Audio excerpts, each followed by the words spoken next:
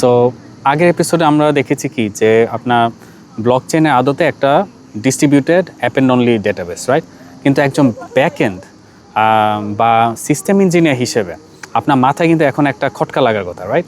যে এই ডেটাবেসের কপি তো একটা সেন্ট্রাল সার্ভারে নেই, আর এটা ছড়িয়ে আছে কি সারা পৃথিবীর হাজার হাজার কম্পিউটারে, যাদের আমরা কি নোড বলি।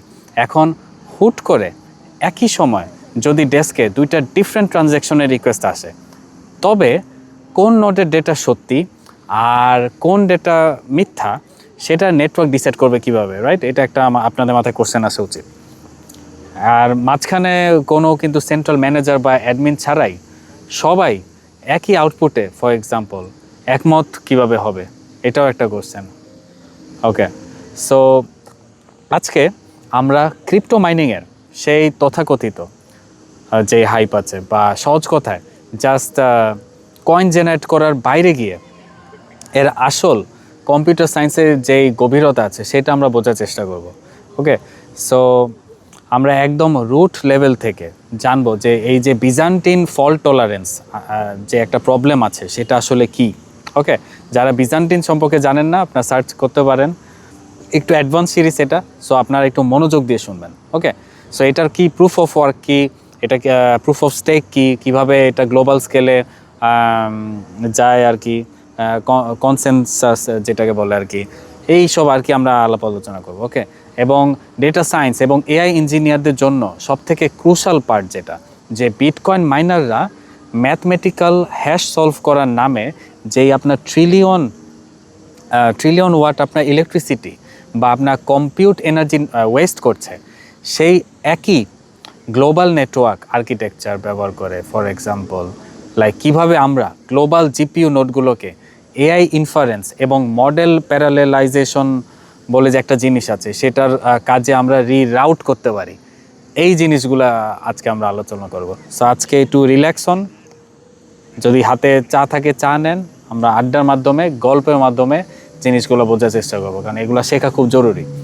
এখন চলেন আমরা ডিস্ট্রিবিউটেড সিস্টেমসের আপনার কোর যেই মেকানিজমটা আছে সেটা আমরা একটু বোঝার চেষ্টা করি। ওকে, সো সেটা বোঝার জন্য যেটা করতে হবে, হ্যাঁ, সো কম্পিউটার সায়েন্সে এবং ডিস্ট্রিবিউটেড নেটওয়ার্কে একটা কিন্তু ক্লাসিক একটা প্রবলেম আছে যাকে আমরা বলি বিজান্টিন জেনারেলস প্রবলেম বা আপনার বিজান্টিন ফল্ট টলারেন্স। ওকে, সো কনসেপ্টটা কিন্তু খুব সিম্পল।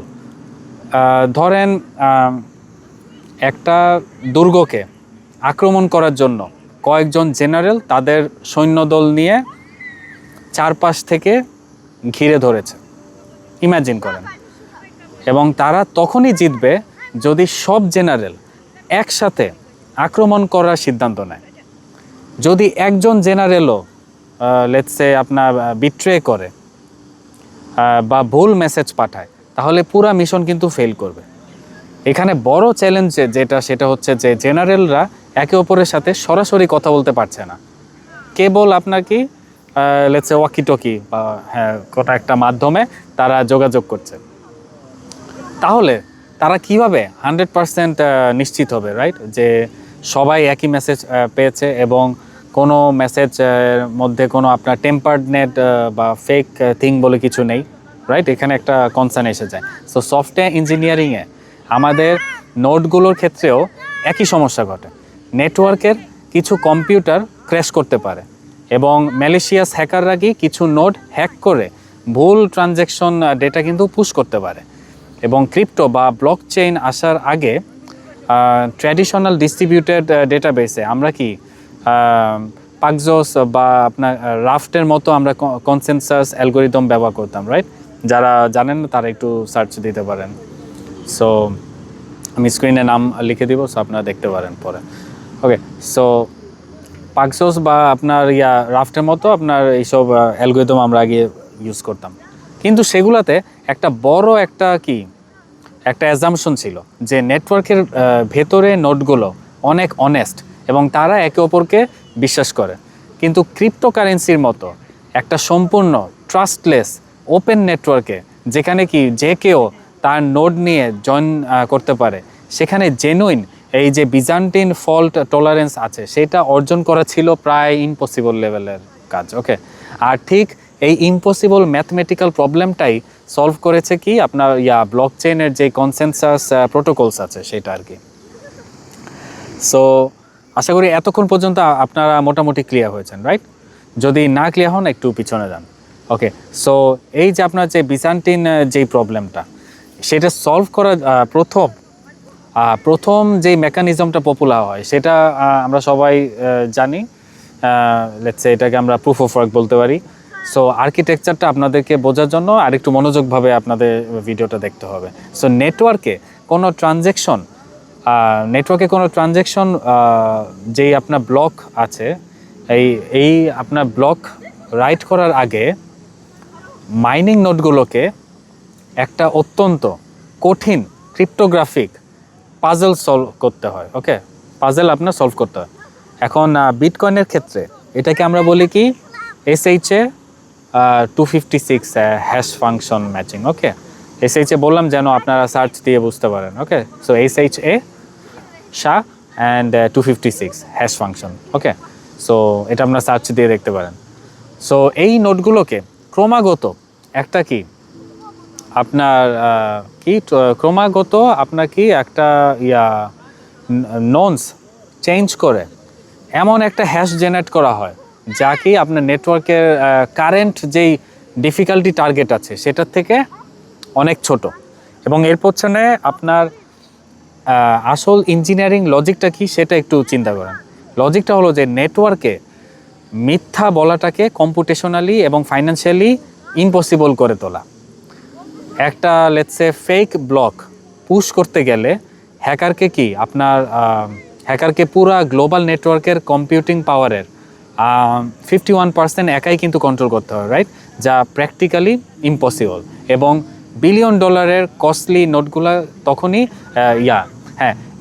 এই যে আপনার বিলিয়ন ডলারের যেই কস্টলি যেসব আছে সেটা একটা কারণ আছে। এবং কি আপনার নোটগুলা যখনই আপনার দেখে যে একটা ম্যাথমেটিক্যাল পাজল সলভ হয়ে গিয়েছে, তারা 1 সেকেন্ডে সেটা ভেরিফাই করে ট্রু স্টেট বা আপনার একক যেই সত্য আছে সেই সত্যে আপনার একমত হতে পারে। ওকে, কিন্তু এখানে প্রুফ অফ ওয়ার্কের বড় একটা ড্রব্যাক হচ্ছে যে এতে প্রচুর ইলেকট্রিসিটি খরচ হয় এবং ট্রানজ্যাকশন স্পিড বা আপনার থ্রুপুট অনেক কম হয়। ঠিক এই কারণেই আপনার জন্ম নিয়েছে পরবর্তী নেক্সট জেনারেশন আর্কিটেকচার, বা যেটা কি লাইক এখানে কোনো সুপার কম্পিউটার বা এনার্জি নষ্ট করার পাজল নাই। এবং পরিবর্তে আপনার নোটগুলো নেটওয়ার্কে তাদের নিজস্ব ক্রিপ্টো ক্যাপিটাল স্টেক করে। ওকে, হয় ক্রিপ্টো ক্যাপিটাল লক করে অথবা তারা স্টেক করে। এবং যার যত বেশি স্টেক বা টোকেন ইকোসিস্টেম লকড আছে তার ভ্যালিডেটর হিসেবে ব্লক রাইট করার সম্ভাবনা তত কিন্তু বেড়ে যায়।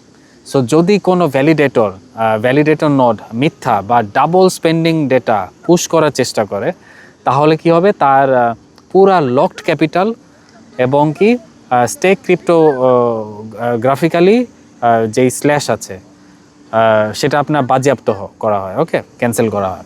সো এখন আপনার কম্পিউট পাওয়ারের বদলে এখানে গেম থিওরি এবং ফাইন্যান্সিয়াল যেই ইনসেন্টিভ আছে সেটা দিয়ে কি হাজার হাজার গ্লোবাল নোটকে সিঙ্গেল সোর্স অফ ট্রুথ বা আপনার কি একক সত্ত্বে আপনার সিঙ্ক করে রাখা হচ্ছে এখানে। ওকে, সো এতটুকু আশা করি আপনারা ক্লিয়ার, রাইট? টপিকটা একটু কঠিন আপনাদের লাগতে পারে, বাট আপনারা হোপফুলি আপনারা যখন পুরো ভিডিওটা বারবার দেখবেন আপনাদের তখন কনসেপ্টটা আরও ক্লিয়ার হবে।